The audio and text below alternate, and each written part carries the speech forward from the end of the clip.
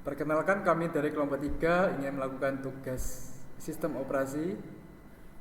Tugas ini kita akan melihat status proses dengan cara berikut. Pertama, kita akan masuk ke simulasi proses user root dengan kombinasi Ctrl Alt F1, lalu kita masukkan username dan password root.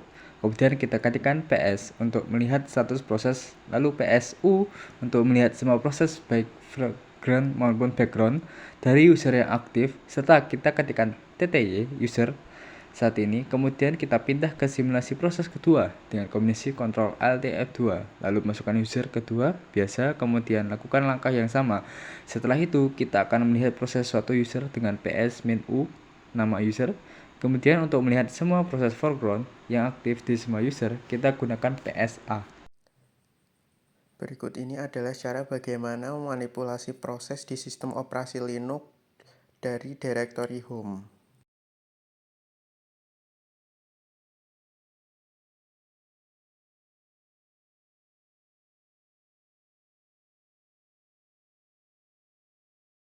Untuk tugas ketiga, ketikkan PS min EH untuk menampilkan semua proses secara hierarki. Kemudian ketikkan PS min EF untuk menampilkan semua proses secara simbolis. Kemudian ketikkan PS3 untuk menampilkan semua proses secara grafik pohon tanpa proses ID.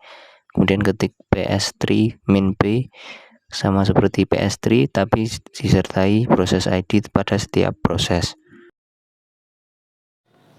Untuk tugas keempat, ketik top untuk melakukan monitoring semua proses.